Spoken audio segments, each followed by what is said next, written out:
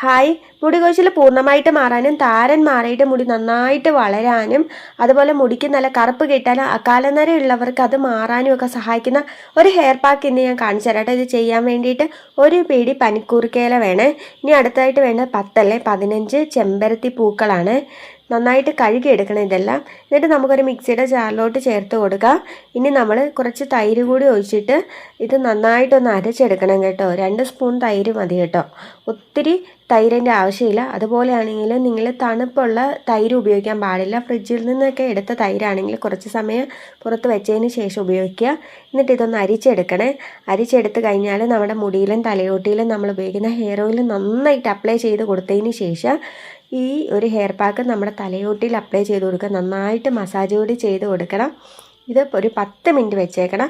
10 മിനിറ്റിന് ശേഷം നിങ്ങൾക്ക് ധാരാളം വെള്ളം ഉപയോഗിച്ച് വാഷ് ചെയ്ത് കളയാവുന്നതാണ്. ഇത് ചെയ്യുമ്പോൾ ആഴ്ചയിൽ ഒരിക്കൽ ചെയ്ത് കൊടുക്കാൻ ശ്രദ്ധിക്കുക. നല്ല റിസൾട്ടാണ്. ഇഷ്ടപ്പെട്ടാൽ ലൈക്ക് ചെയ്യണേ.